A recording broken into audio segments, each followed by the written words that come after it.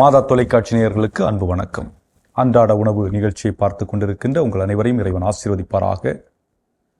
நாம் நம்முடைய சிந்தனைக்குள் செல்வோம். இன்றைய நற்செய்தியிலே 2 சிந்தனைகள் கொடுக்கப்பட்டிருக்கின்றன. முதலாவதாக, குழந்தைகளாக மாறாவிடில் விண்ணகம் செல்ல முடியாது. இரண்டாவதாக, தவறிய ஆட்டை கண்டுபிடித்து மகிழ்ந்து கொண்டாடுவது. இந்த 2 சிந்தனைகளையும் நாம் எப்படி புரிந்து கொள்வது?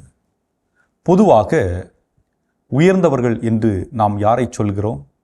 பதவியில் இருப்பவர்களை, பணம் படைத்தவர்களை, தொழிலில் வெற்றி பெறுபவர்களை, மக்கள் மத்தியில் பெயர் புகழ் பெற்று வாழ்பவர்களை நாம் உயர்ந்தவர்கள் என்று சொல்லுகிறோம். ஆனால் இயேசு வித்தியாசமான சிந்தனை கொடுக்கிறார். குழந்தைகள் விண்ணரசில் பெரியவர்கள் என்று சொல்லுகிறார். அதாவது அன்றைய காலகட்டத்தில் குழந்தைகளுக்கு எந்த அங்கீகாரமும் எந்த அடையாளமும் இல்லை. அவர்கள் தாழ்ச்சி நிறைந்தவர்கள், சார்ந்திருக்கக்கூடியவர்கள் மற்றும் நம்பிக்கை கொண்டு இருக்கக்கூடியவர்கள்.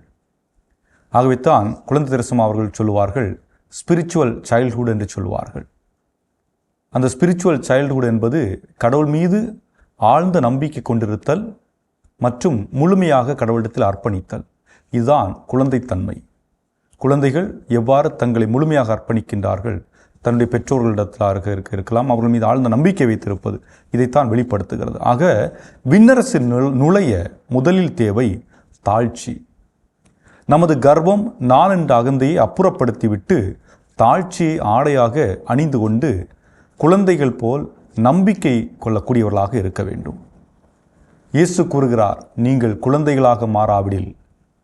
இங்கே நம்மிடம் மாற்றம் எதிர்பார்க்கப்படுகிறது. செயல்பாட்டில் உள்ள மாற்றத்தை அல்ல, மாறாக நமது இதயத்தின் ஆழத்தில் மாற்றம் இருக்க வேண்டும் என்று எதிர்பார்க்கிறார். இன்னொரு மாற்றம் என்று சொல்லும் பொழுது குழந்தைத்தனமாக மாறுவது அல்ல, மாறாக திறந்த மனம் மற்றும் கடவுளை சார்ந்திருக்கும் குழந்தைகளுக்குரிய மாற்றம். இந்த குழந்தைகள் என்ற சொல்லை பல நேரங்களிலே நாம் பலவீனமுள்ள மனிதர்களுக்கும் முகவரியற்ற மனிதர்களிடம் பயன்படுத்துகிறோம். ஆனால் அந்த நிலையிலே இதை சொல்லப்படவில்லை.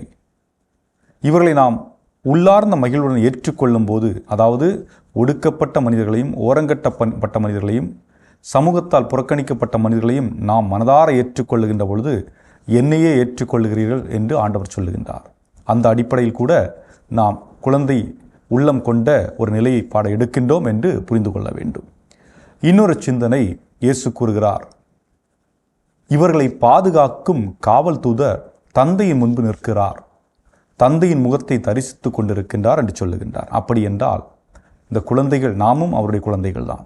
நம் ஒவ்வொருவருக்கும் காவல் தூதர் உண்டு என்பதை ஆண்டவர் தெளிவுபடுத்துகின்றார். நம்முடைய காவல் தூதர்கள் தந்தையின் முன்பு நின்று நமக்காக பேசிக் கொண்டிருக்கின்றார்கள், நமக்கு ஆசீர்வாதத்தை பெற்று கொண்டிருக்கின்றார்கள். ஆகவே நாம் தனித்து விடப்படவில்லை, நாம் இறைவனோடு ஒன்றித்திருக்கிறோம், அவருடைய பாதுகாவலில் இருக்கின்றோம் என்பதை நாம் உணர்ந்து கொள்ள வேண்டும். இரண்டாவதாக பார்க்கின்ற பொழுது, அதாவது 2வது பகுதியிலே, நற்செய்தியின் 2வது பகுதியிலே தொலைந்த ஆடு பற்றி குறிப்பிடுகிறார். இந்த தொலைந்த ஆடு என்ற வார்த்தையை கேட்கின்ற பொழுது நாம் பலவற்றை நமக்குள் கொண்டு வரலாம். அன்பு கிடைக்காமல் வாழும் நபராக இருக்கலாம். அன்பு இல்லாமல் வாழுகின்ற மனிதர்களும் தொலைந்து போன ஆடுகள் தான். அதுபோன்று உலக மாயையில் சிக்கி தவிக்கும் ஒருவராக இருக்கலாம், அவரும் தொலைந்து போனவர் தான். போதைக்கு மதுவுக்கு அடிமையான நபராக இருக்கலாம், அவர்களும் தொலைந்து போனவர்கள் தான். உலகம் போகிற போக்கிலே தன் நிலை உணராத மனிதராக இருக்கலாம், அவர்களும் தொலைந்து போனவர்கள் தான். ஏனென்று அலைபேசியிலே பல மணி நேரம் தங்களை தொலைத்து கொண்டிருக்கின்ற மனிதர்களும் தொலைந்து போனவர்கள் தான். ஆக இவர்களை எல்லாம் நாம் தொலைந்த ஆடுகள் என்று சொல்லுகின்றோம். இன்னும் பலர் இருக்கலாம். ஆக இயேசு கூறுகிறார், தந்தையின் விருப்பம் என்பது எந்த ஆன்மாவும் தொலைந்து போய்விடக்கூடாது, எல்லா ஆன்மாக்களும் காப்பாற்றப்பட வேண்டும். ஆகவேதான் ஒரு மனிதனின் மனமாற்றம் என்பது விண்ணகத்திலே மகிழ்ச்சியை உண்டு செய்யும் என்று சொல்லுகின்றார். ஆகவே அன்புக்குரியவர்களே, நாம் இந்த நேரத்திலே ஆண்டவர் கரத்தில் நம்மை ஒப்புக் கொடுத்தவர்களாக ஆண்டவரத்தை கேட்போம். அன்பு தந்தை இறைவா, எங்களுடைய குடும்பங்களிலே பல நேரங்களிலே நாங்கள் அன்பு கிடைக்காமல் பல ரீதியிலே பாதிக்கப்பட்டு கொண்டிருக்கின்றோம். அவைகளிலிருந்து நாங்கள் விடுபட்டவர்களாக உண்மையான அன்பினை உணர்ந்து வாழக்கூடிய அருளையும், அன்பை கொடுக்கும் ஆற்றலையும், அன்பை பெறும் ஆற்றலையும் எங்களுக்கு அளித்தருள எங்கள் ஆண்டவராய் கிறிஸ்து வழியாக மன்றாடுகின்றோம். ஆமேன். இயேசுவுக்கே புகழ், இயேசுவுக்கே நன்றி. மரியே வாழ்க.